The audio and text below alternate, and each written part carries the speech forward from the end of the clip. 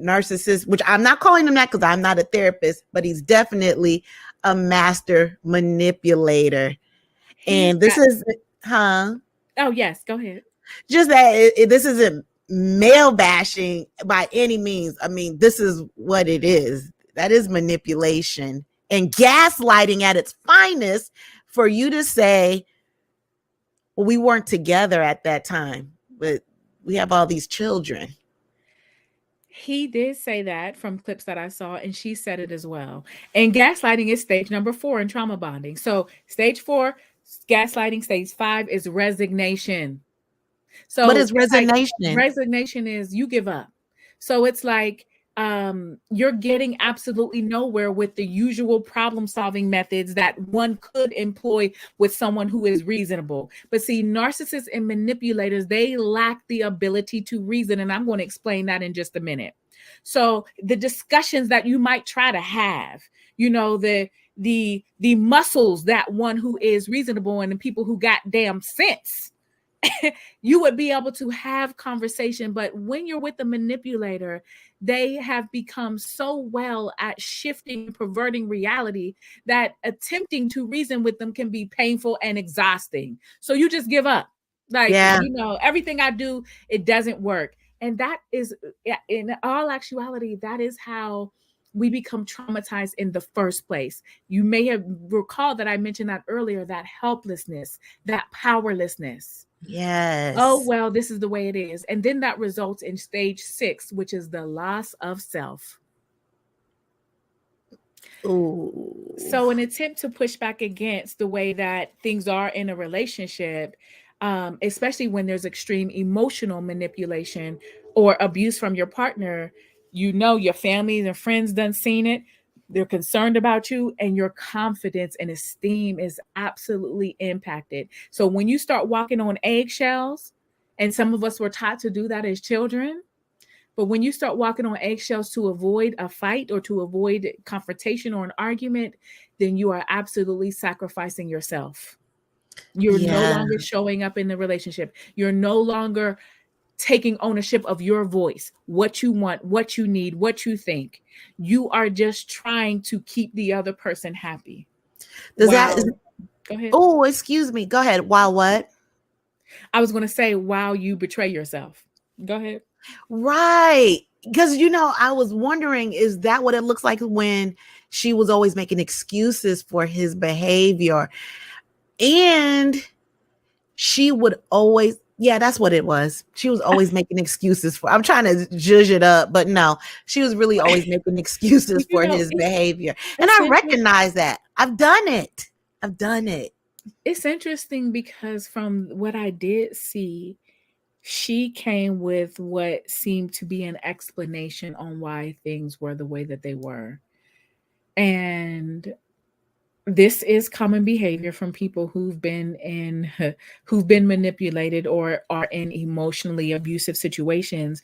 And I think we all have to understand that this is what people do in order to stay in a situation. It's a defense mechanism.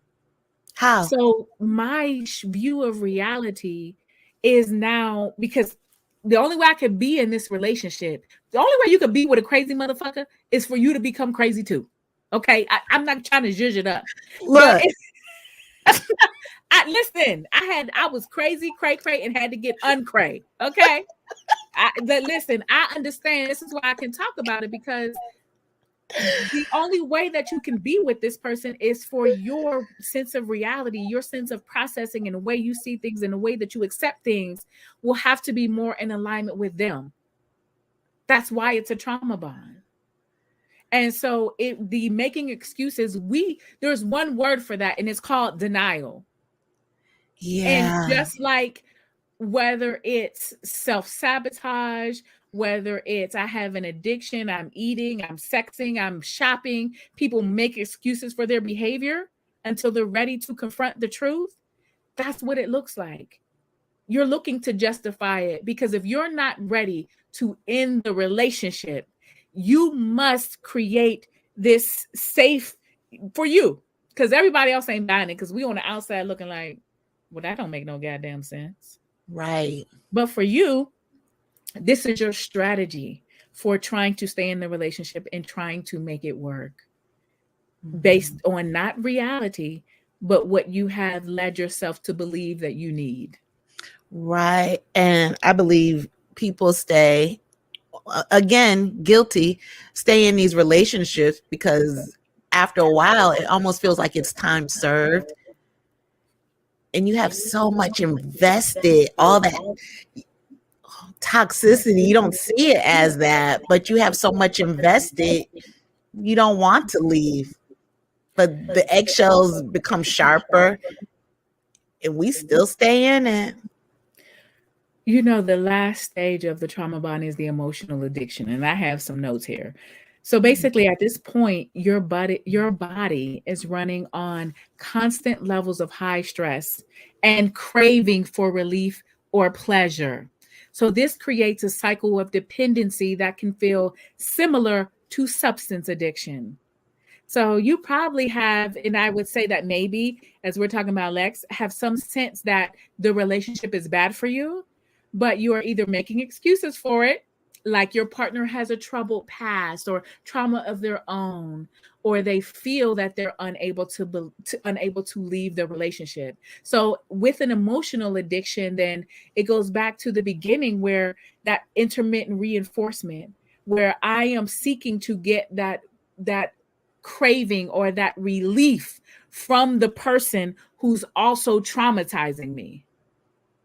And that can never work because it's like, well, if I can get back to that love bombing, if I can get, because I know he's capable. And that story, that belief, that denial that people hold on to, that people use to get by, it keeps them in it until they are ready to admit the truth because they know the truth. They know it. You fucking know it. We know it. We have that intuition, that gut feeling, but we ignore it. It's interesting because and I've said this to my clients, you know how you know? Because once you're out of the situation, you can recall every fucking instance where you had a feeling in your gut, your stomach, your chest, your body, this sense of something ain't right. And you just pushed it down, squashed it down, repressed it, ignored it. But you are so powerful and you know what you know. But sometimes you don't want to admit that you know what you know. May I put an asterisk on that too? Even after the fact, even take all of the emotional abuse, you could at least say, well, you know what? At least the sex was good. And they still, even that's awful, and we still stay. Well, you know, because you're in it, you're trauma bonded. Yeah. You're in it. And I mean, some people, the thing is, I think it takes some people longer to wake up more than others. And once you've like you said, if you've invested time, if you feel like you've invested time, that is just a perspective.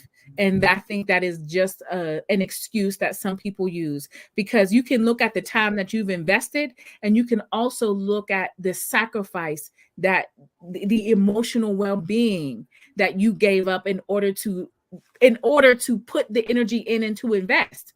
So you have to make a decision.